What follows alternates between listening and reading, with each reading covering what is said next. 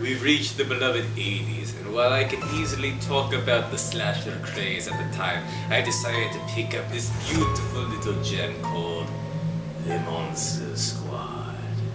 Many years ago, Van Helsing fought Dracula over an amulet that would determine if good would rule the world, or if the dark creatures of the night would enslave it. The amulet was taken away from Dracula, who has been searching for it ever since. He discovers it in a small neighborhood and begins to build his base of operations, but he is not alone.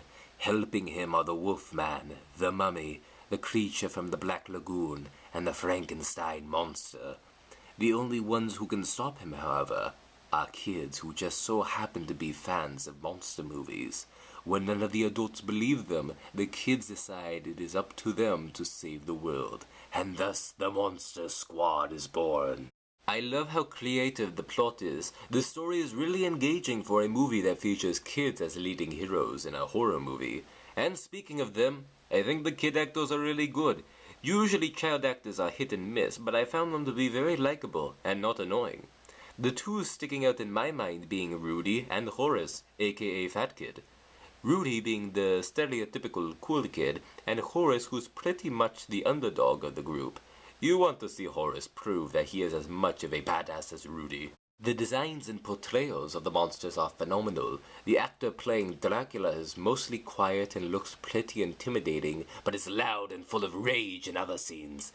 And then there's the Frankenstein monster, played by Tom Noonan, who seems to be very reminiscent of Karloff's portrayal. He lumbers around and acts innocent and is very much the heart of the film. If I did have a criticism with the film, though, it's that it seems like the filmmakers were unsure of what direction to take the film in.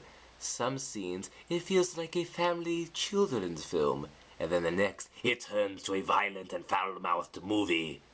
I'm not sure how they could have gotten around that, being that the protagonists are children, but in my boat, I kind of think that it makes the film more awesome. The Monster Squad, in my opinion, should be one of the quintessential films to watch for Halloween.